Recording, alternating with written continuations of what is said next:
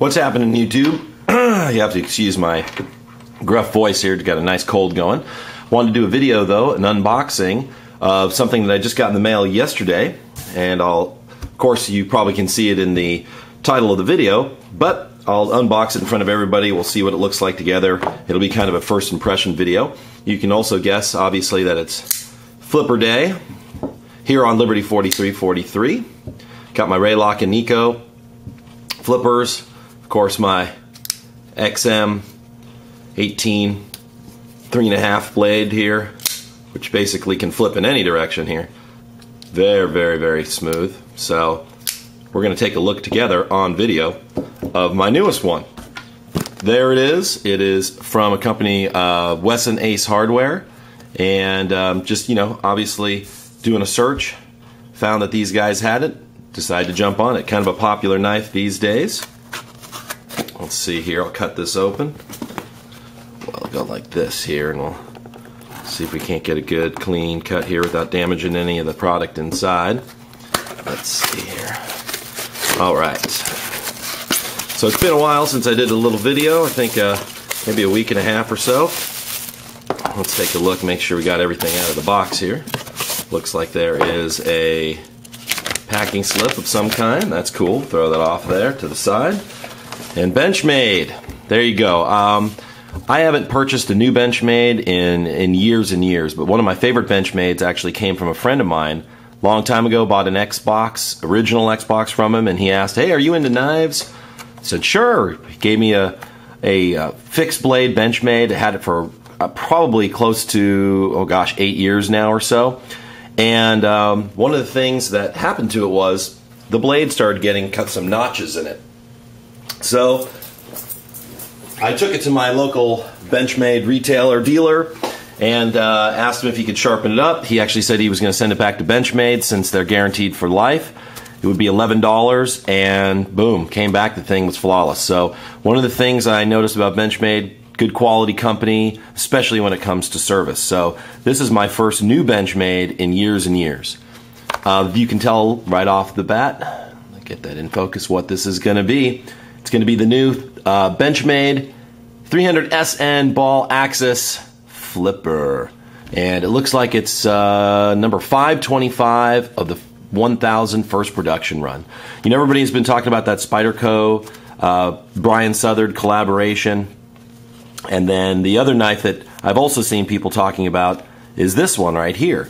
But, you know, I wasn't really sure which one to go with first. I decided to go with this one, you know, just because it was easier to find. And I like the fact that, you know, it's American made. Not that that's always a necessary thing that I have to follow, but it was just something I kind of was interested in since Benchmade had treated me right in recent times with that sharpening of that fixed blade. I shouldn't say recent time, just in general. Not that I've had any bad experiences ever with Benchmade.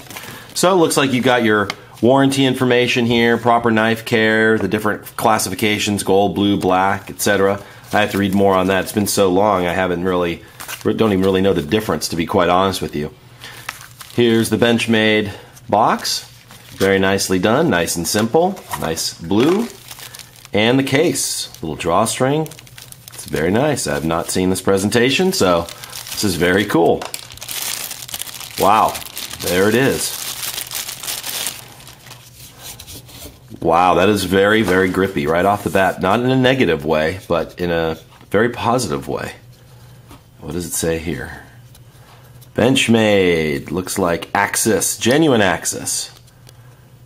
This carry clip has been installed on the right side or non-Benchmade logo side of the blade, etc., etc. If you can clip carry the left side, yeah, very cool. All right, good. So you can flip it around, obviously. Just some kind of real quick specs here before we do some flipping. It is the Axis lock with flipper style opening, obviously, as per the title. The blade itself is almost 3¼ inches long and about 0.13 of an inch thick. It's 154 cm steel with a blade hardness of anywhere from 58 to 61. Drop point, ambidextrous thumb studs both sides, boom boom. You can carry it tip up left, tip up right, and it's pretty cool that it's the same thing on both sides.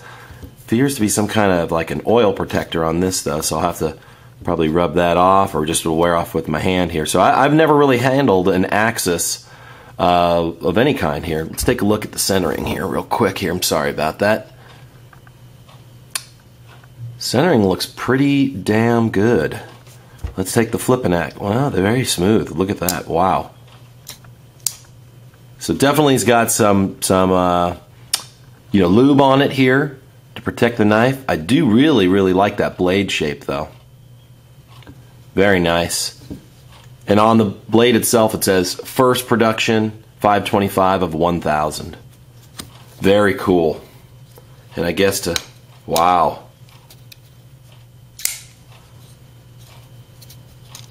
Interesting. Very cool. Very cool. I like that closing. That is awesome. Flipper action is pretty butter. I'm so used to going with the liner lock or frame lock here. I got to keep flipping it the other way. I noticed on Blade HQ they talked about it, and the guy mentioned there's 4 or 5 different ways. Thumb stud left, right. You can flick it out like this. You can flick it with the flipper. I think he also did the just gravity. Oh, there it goes. Very cool. Didn't get that on camera, I don't think, but let's see if I can without knocking anything or damaging it. Oh, there you go. Wow. It's a smaller grip than I would have expected. The jimping is just not really there. It just kind of rolls right off. It's almost more for show than for go. But still, very cool. Blade is pretty dang sharp. Very impressed with that. Clip, not super crazy, but definitely will stay in your pocket. Sorry about that interruption there. Thought I had somebody who was going to ask me a question, but didn't end up doing it. Well, there's the knife. Check out the thickness. There's the comparison between the Hinderer, which is definitely the most well-known of the flippers I have. Obviously, the Raylock and Nico, I love this thing, but it's a beast. Look at the blade length. That's a 4-inch blade. My other Lock and Nico that I've talked about, love that thing. Carrying it around, flipping it. So overall, first impressions are pretty good. Like I said, the jimping here, just more for show rather than for go. Just kind of slides right off. Good grippy G10. One thing that would be kind of interesting, I'm not really sure if you can really do a lanyard through this. I don't know if you can see in here. You can see it's kind of milled out there as well. I think that's just regular stainless steel liners. So overall, first impression, pretty cool. I mean, the price point on this knife is very nice. You can find it about 150 bucks, I think. And my hands aren't huge. It fits nicely. Your pinky is kind of dangling here. But for an EDC everyday carry knife, this thing is definitely going to fit the bill. I can hardly wait to kind of clean this thing up and do some flipping with it. Do some cutting, checking it out. I'll have to do another video just as kind of a follow-up. But overall, I am very impressed with this knife right off the bat. It is a very solid knife. Let's check out blade play. Not a thing. No rock, no left, no right. Getting the tiniest bit of back and forth right here. I can feel it. Just a little bit, ever so slightly. So, maybe that can be changed by tightening up the pivot. I don't really know. We'll see, but I guess for the price point, you're not going to get perfection, even if it is a production knife.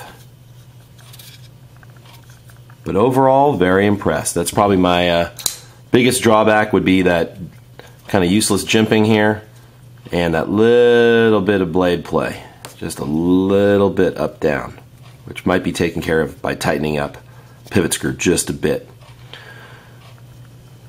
Very cool. That's the first impressions there. So happy flipping, keep the shiny side up. Liberty 43 checking out. Thank you again for watching all my vids, and hope to have a follow-up on this and some other knives in the near future. Take care.